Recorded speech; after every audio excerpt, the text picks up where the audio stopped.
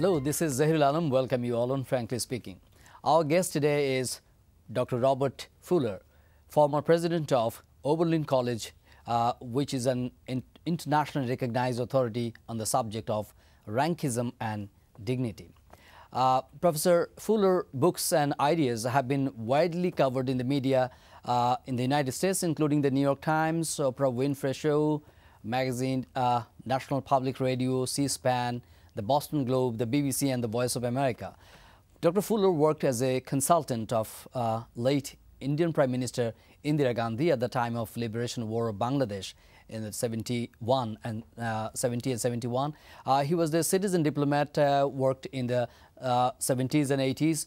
And Dr. Fuller has also given more than 300 talks at a variety of organizations, from U.S. University, Princeton University, to Microsoft, to the Kaiser Hospital.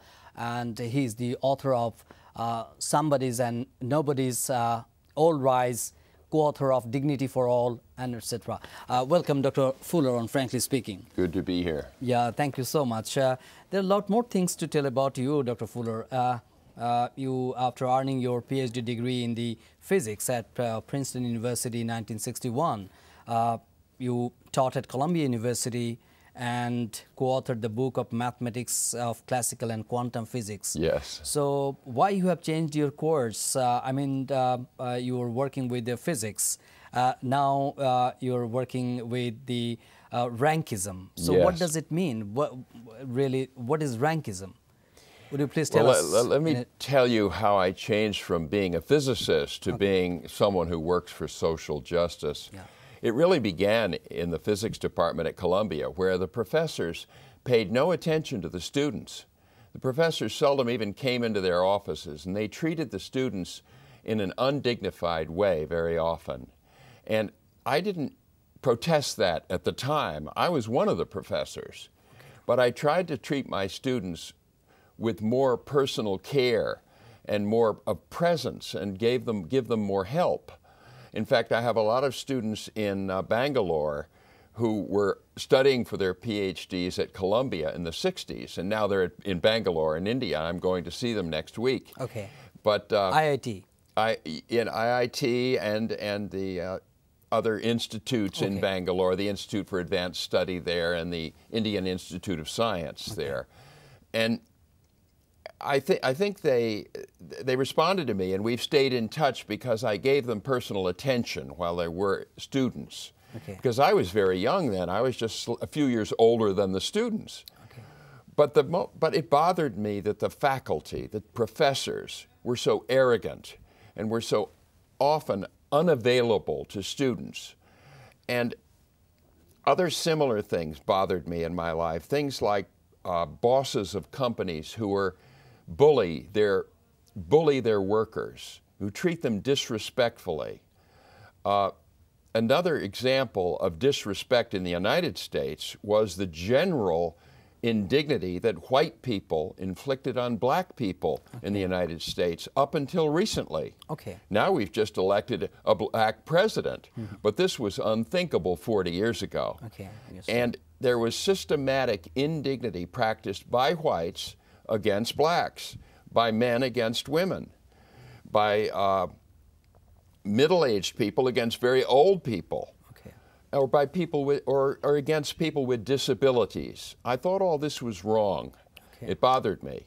So I was drawn out of physics to try and deal with these problems during the 60s, which were so tumultuous in the United States, such a time of social transformation.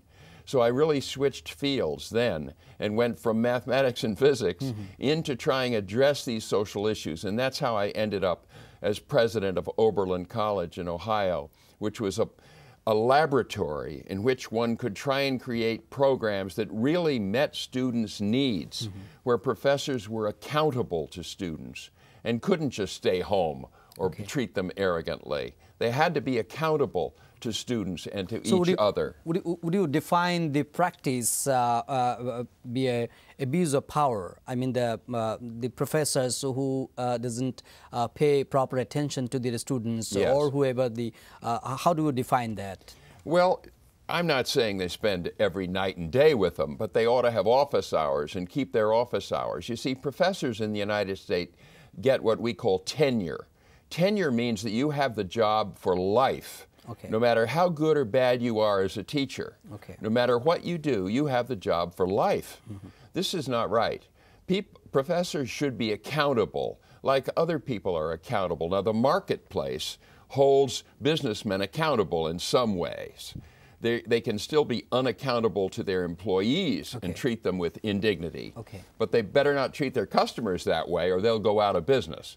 Though there is some accountability in the affairs of business, but there's not much accountability in academic world in the United States because of this thing called tenure, which exempts professors from accountability.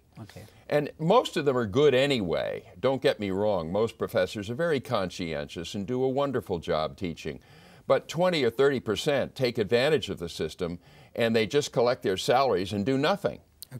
So what you have been pursuing? I mean, in your writings, like Somebodies and Nobodies or All Rise, or and another book you co-authored with the writer that is called The Dignity for All. Dignity for All. It's a handbook. What issues you are trying to advocate? What issues you're trying to pursue? We are saying that when organizations do practice dignity for all, they become not only nicer to work in, not only are the people happier in these organizations, but these organizations are actually more productive. They do a better job of teaching. They make more money. I spoke at Microsoft recently, a big computer company known worldwide. And I began the talk by saying, are you interested in making more money? It was a rhetorical question because, of course, I knew they're interested in making more money. And I said, if you are, then you want to start treating not only your employees with dignity, but your customers and other nations with dignity. Stop acting so arrogantly. Stop bullying other companies. You get a bad reputation that way, and it will end up costing you money. That's what these books are about. They're about learning to treat each other with respect. That means that because you're the anchor of a show, you can't bully the producer or the person who puts on the makeup. You treat that person, and as I'm sure you do, with respect because they're playing a vital role in the whole enterprise. And if you look closely, it turns out everyone has a vital role in the whole enterprise of life. But how to overcome? How to overcome the abuse of you cannot overcome this in one day. You can't overcome it in 1 year. It took Americans my whole lifetime to learn to treat black people differently. But we have learned it. And we kind of showed it in this last election. That doesn't prove it, but it suggests we've come a long way. So it takes generations to overcome racism or sexism. It will take generations to overcome rankism. Rankism is what I call this bullying behavior in which someone who has more power, who thinks he's a somebody, can take advantage of and humiliate another person with less power who he regards as a nobody. This is not acceptable. Why should it be any more acceptable for a somebody to humiliate a nobody than for a white person to humiliate a black? We've learned not to do that. We've learned not to make fun of people in wheelchairs. But when I was a boy, it was okay to make fun of people in wheelchairs. It isn't anymore. There are a lot of things we've learned about humans in the last century. And we have one big thing left to learn that's going to make the whole world work once we've learned it. And that thing is, we shouldn't treat anybody with indignity. Even the lowliest person who has no education and is illiterate, that person is illiterate only because he or she did not have a chance. You give their children a chance and they will become literate. They will rise quickly. In America, you can still go in one generation from poverty to having all your children go to university. I have a man who's my gardener in America. He mows my lawn. He came from Vietnam 10 years ago. He has 3 sons. They're all graduates of the University of California in one generation. This is what I call a dignitarian society, a society which values dignity and gives everybody a chance to rise. But in a perception-wise, I mean, ideally, the dignity-based society, is it prevailing in the society right now? In your study, how do you find the prevailing situation, and how far we need to go? Okay, good question. I would have given America very bad marks with regard to racism 40 years ago. Now I give it better marks. With rankism, pretty bad marks. There's still a lot of rankism in the United States. There's still a lot of people who are willing to put other people down so that they can make them weak and then exploit them. We still have 40 million people below the poverty line in the United States out of 300 million. Yep. That's a lot. It's 12 or 15% of the people don't make enough money to really have a home and have an education and health care. So I say we have a long way to go with regard to rankism, but it has just been identified. You see, you can't attack one of these isms until you have a name for it. And when women didn't have the name sexism, they found it very difficult to explain to men what bothered them about the treatment they were getting in the workplace. When they were getting paid half as much as men were for the same work, it was difficult to protest until they had the word sexism in their vocabulary. Then they could protest very effectively because sexism reminded people of racism, and we'd already admitted that was wrong, so we couldn't go on with our sexist practice. Another way of explaining rankism, here's a really good way of explaining it. I'm a white guy. I cannot discriminate against a black man now, or it's against the law. But I can still discriminate against another white guy. Similarly, a black guy can discriminate against another black guy.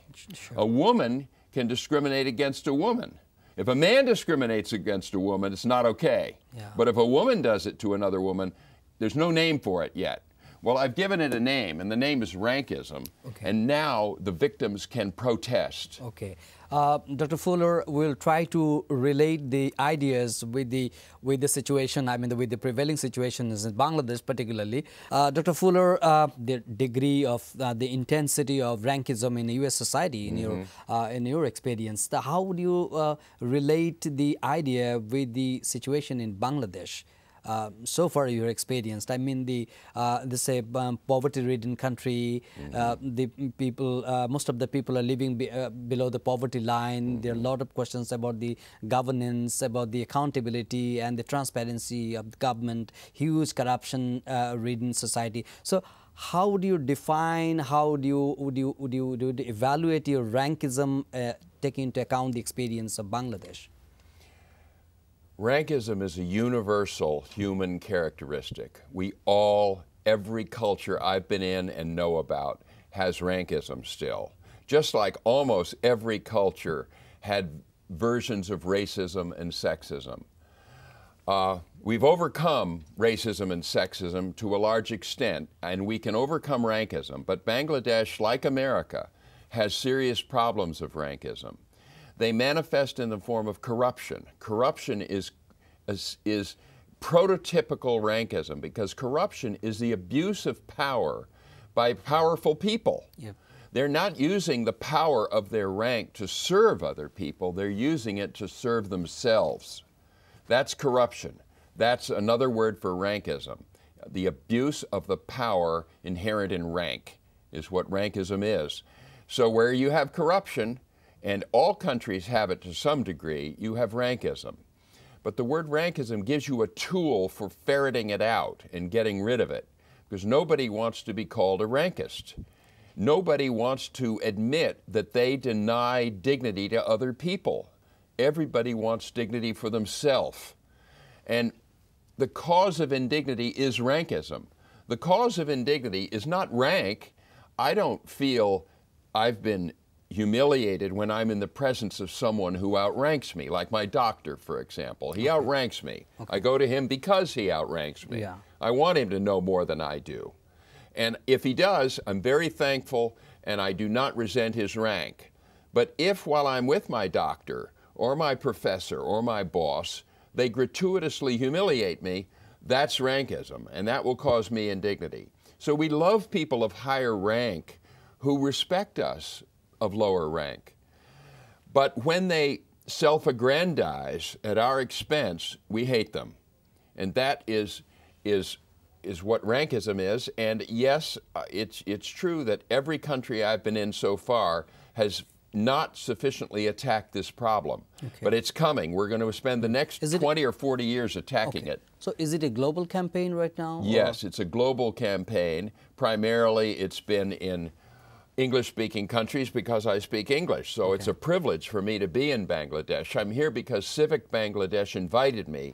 This is a nonprofit organization here in Dhaka devoted to dignity for all, freedom, dignity, and justice. And they have the view that dignity comes first, and when we learn to respect each other's dignity, then justice will follow, because then our officials will all be accountable to us, to journalists, including to journalists. They will have to take your calls. They will feel they can't say no to a request for a radio interview because you are representing the people and their job is to serve the people. Exactly. So how can they decline an opportunity to explain their policies on the television or the radio? Okay. Dr. Fuller, let me shift my focus in some of the other areas. I know that you were the consultant of the then Prime Minister, I mean late Prime Minister, Indian Prime Minister Indira Gandhi.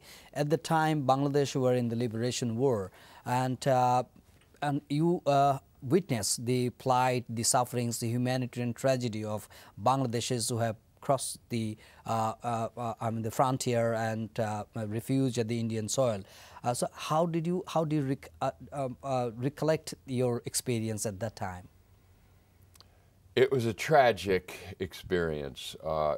What I witnessed changed my life, really. I happened to be in Calcutta in the spring of 1971, and I was en route to consult with Prime Minister Gandhi, but I witnessed hundreds of thousands of Bangladeshi refugees camping out on a vast plain there, and many of them starving to death. I saw many starving babies. And it affected me profoundly. I had never witnessed that before. And 6 years later, I had an opportunity to talk to President Jimmy Carter. Okay. And I brought this up, this idea that how can a world this developed tolerate famine? How Did can an American president? American President Jimmy Carter. I managed to get into the Oval Office and talk to him about the world hunger question, because what I saw happening in the birth of the Bangladesh nation, the famine and the starvation, was something I felt I had to do something about as a human being, or I couldn't rest. And Carter felt the same way. Carter was a farmer. Okay. And he was a spiritual man, and he really cared about issues of hunger. And he doesn't have that good a reputation in America, but he has a very good reputation around the world. I don't know why. It's like Russians don't like Gorbachev either. Okay. But Carter, I thought, was a great president. Okay. And he established a commission on world hunger the day after I saw him and talked to him about what I'd witnessed in Calcutta. So maybe some little bit of good came out of that terrible tragedy, in that one person was moved and Carter responded, and he increased our capacity to deal with famines like that one. But in the global campaign of ending hunger and poverty around the world, what is the degree of success so far? How do you evaluate the situation? Well, I think there have been some successes and many failures. But I still think we are going to eliminate hunger on Earth within the next generation or so. Hunger now is always associated with war. It doesn't happen due just to lack of rainfall. It happens due to war and people using starvation as a weapon of war. So we're going to have to eliminate war to eliminate hunger. But I think we can do both. I think a dignity campaign worldwide is one step in the right direction. I know it sounds abstract, but it changes things little by little. When people treat their employees with dignity, when professors treat their students with dignity, when doctors treat their patients with dignity, pretty soon the people are going to demand that their politicians treat them with dignity. And that's going to begin to change the world. I think you see a little bit of this in the present President Barack Obama. This fellow I regard as an instinctive dignitarian. Okay. He just automatically treats people with more dignity than most politicians do. Yeah. And the people in America responded to this very, very warmly. Yeah. And elected him. It was kind of a miracle. Many of us were quite surprised. But one reason for his election is that he is consciously, constantly aware of other people's dignity. Little people and big people, foreign leaders, everyone. He treats people fairly, and he listens. People who don't treat people with dignity, they just talk. They're arrogant. Perhaps some of our past presidents have been like that. But our new president, I'm confident, is a dignitarian. We're almost at the end of our program. Very briefly, you worked as a citizen diplomat. So how do you look at the current situations around the world? I mean, the intra-relations of the Western world and the developing world, and all this North-South relations. How do and you had visited at the time the USSR, I mean the Soviet Union, but after collapse the Soviet Union and the breakdown of the Cold War, and what is the current situations when the world is governed unilaterally? I mean, the unipolar politics is very much prevalent in the society. So how do you look at the whole situations right now? Well, it's such a big question. Very briefly. Big questions, but answers should be short. Yeah, I'm optimistic because I think we're laying a new groundwork for international politics, and that is the politics of dignity, I call it. Not the politics of liberty or equality. It's a different politics based on every human being's right to dignity. And that means concretely a right to medical care, a right to send your children to university, a right to a living wage, not a minimum wage, but a living wage. I think we can inculcate the idea that everyone deserves this around the world and begin to measure politicians as to whether they deliver it. And if they do, we'll re-elect them. And if they don't, we'll get rid of them. So before concluding, I would like to know about the impressions you have got so far about Bangladesh and Bangladeshi people.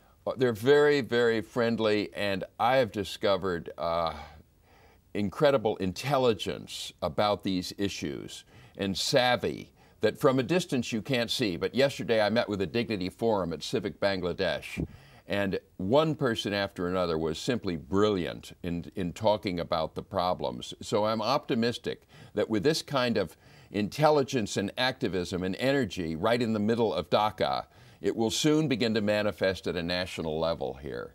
And my wife and I are just having a wonderful time here, and we'll be sorry to leave in 3 days. Thank you so much, Professor Fuller, for being with us, for joining with us. Thank you. Dear viewers, that's it for today. We invite you to watch our next episode. Until then, to take care and bye-bye.